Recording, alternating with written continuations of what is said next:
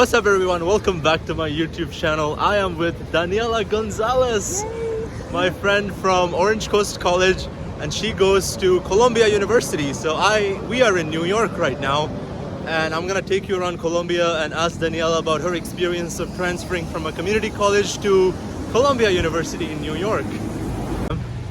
Hi guys, I'm Daniela. I haven't seen Nan in forever. Yes. We met at Orange Coast College, and we were just talking about how active we were on campus.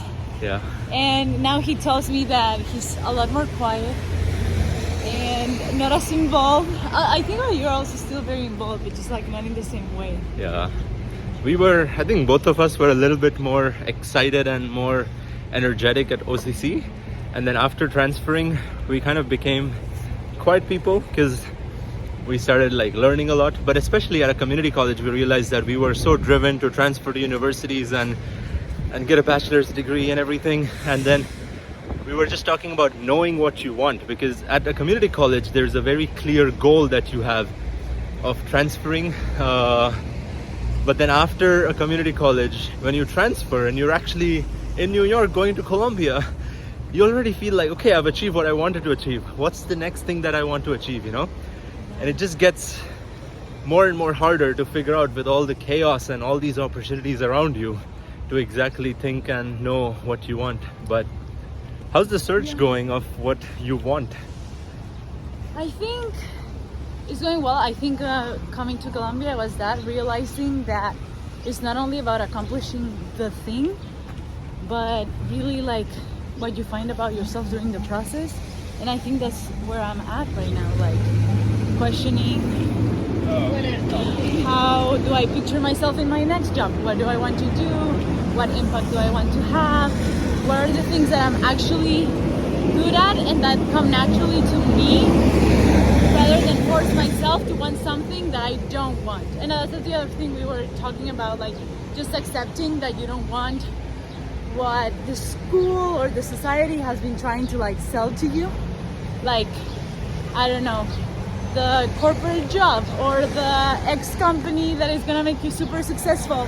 Because I think I could have also made it my goal since I entered Colombia and be like, this is gonna be my goal, I'm gonna force myself to learn everything to get there. But what if it happens again that you get to that job and you're like, oh, this is not what I wanted, and like I was so driven for what, you know?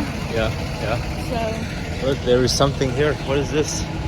it's St. Patrick's Cathedral. Okay. It's really nice. It was actually never finished. We came here with my art class. Okay. Gothic style. Well, Nan has been traveling around Europe, so this is I probably know. not very... It's all over. The Gothic architecture is all over Spain. Okay, so tell the audience about the difference between California and New York, since both of them have a very different culture. And how was it for you to move all across the country? Very different. I love both places. First of all, the weather is better in California most days, but I have to say there's something about New York that makes it so special, and I think those are the seasons, because you have winter, fall is beautiful, spring, which sometimes we don't really get to have it because it's rainy, and then we have 1 day or 2 days of the spring and summer. So I love the seasons about New York. I also love that everything feels like so close together, rather like in California everything was like spread out, and here it's like everyone's together. You see people walking around, the restaurants are next to each other, you can walk everywhere. In California you needed a car, and I feel closer to other different types of communities, you know? I don't know what you think. You don't have a car here, right? Do you have a No, I car don't here? have a car. Okay, but in California you needed a car for In sure. California you needed a car, Yeah. and we live in a smaller city / town in California, Yeah. I think. But- So I feel like I was not exposed to like as many different like international communities are as in New York, because in New York you always are, you know? I think also in Orange County it was very Asian focused. A lot of people from Vietnam and Southeast Asia. So there was international community, but there was only like specific types of international community. But I can imagine totally that New York has anything and everything that you ask for. And I think people mix more. Okay. I think it's really the melting pot for me, in my opinion, but I might be wrong. I actually had this philosophy when I was in Texas, because in Texas you also need to drive everywhere. In places like Texas or California where you drive, you're actually waking up, you get into your car and you go to your office, you are in a parking lot, you don't really interact with people, you don't see people physically. Versus in New York, you're taking a subway every day, you're taking metros and buses. So you're physically seeing people around you, which automatically makes you feel like you are part of a community. Versus when you are in a place where driving is the culture, you become more independent and individualistic instead of actually connecting with people, because you don't see a lot of people around you. Versus, well, okay. Also, I think there's more opportunities for interactions, Okay. Like you said, going for coffee or walking or someone asking you directions. Yeah. Because I have a question. So a lot of people say that in cities like New York, although there are so many people around, but sometimes you can still get lonely. Does that ever happen to you, or you are kind of good like that? I think my first semester, I felt like that, but I think it was just me adapting to something new and I spent for 4 years in California. I was living with a family. For me, it was like leaving my home again, quote unquote. So it took me a little bit, but I think it's about finding your people and the people you feel comfortable with. I was really lucky in the sense that I met people in orientation day, and a lot of those people are still my friends 3 years later. So I think it might take time, but I think you can find the people, and there's always people going through the similar things that you are going through, Yeah. That's awesome. Tell them what you're studying at Columbia, and how has been your academic journey after coming from a community college to Columbia. Columbia has been great. It's definitely been like a learning experience. And wait, you have the voice. Wait, what? They protest every day. I was telling Nan that they closed the gates because...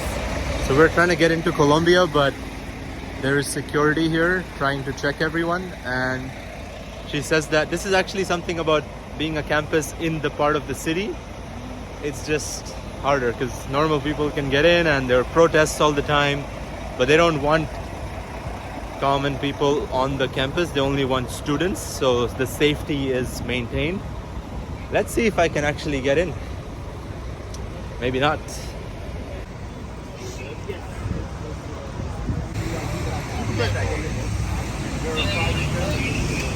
Alright, so we're not getting into Columbia, so unfortunately you don't get to see Columbia, but at least you can... Oh my god, I forgot. It's been closed for 3 days, you guys. It's usually open. Everyone can come in and cross the campus, but because people have been protesting, they want to have like extra security and make sure that only students are protesting and you don't have people from outside coming. Yeah, it's okay. You can Google Columbia and see the campus. It's a beautiful pictures. campus, but I wanted you to see it. But it's closed! I know. Oh, I'm so What's the protest about? It's about Gaza and Israeli conflict. Well, the Palestinian and Israeli conflict, really. I So see. it's been going on for the last 6 months, really. We've been having a lot of demonstrations. So every time they think there's going to be a demonstration, they put in the security and only people can. They had a big protest yesterday, and there are people camping in the lawns. Really? Yeah, right now. Wow. So, but they yeah. cannot kick them out, right? Apparently not. Okay. So this is a big difference between an urban campus and a closed campus. So when you're deciding to go to America, you also need to think about what type of experience do you want. Because in a city like New York, NYU, Columbia, and a bunch of other universities across Boston and other cities, these are actually called urban campus universities because their campus is part of the city and their buildings are just normal buildings in the city. versus there are closed campuses like TCU where I went, or Orange Coast College where we went, was a closed campus college or university, which means that it's not part of the city. They have their own campus, their own security, their own lawns or whatever, like own buildings and own dorms and stuff, versus here everything is part of the normal city. So sometimes the safety is an issue because it's part of the larger city. Sure. But as you saw today, that the university tries to make it as safe as possible for the students. Yep, I do have to say that Columbia compared to NYU is spread out in the middle of like downtown. Columbia, it does feel a little bit more like a campus, quote unquote, because it's like all the buildings are surrounding each other, like it's like a big rectangle. So that's what makes it nice as well. Everything's together at least. It's not like Fordham is split up, and NYU is also split up. Okay. Like you have to walk blocks to get to your class. Yes, that was awesome. Thank you so much, Daniela, for this video and all the insights that you shared about living in New York. I hope you guys learned a little bit about transferring from a community college to Columbia. And all the best, Daniela, for all your future efforts in New York, living the New York lifestyle. I know. Awesome. Bye. Bye. Ciao. Thank you, guys.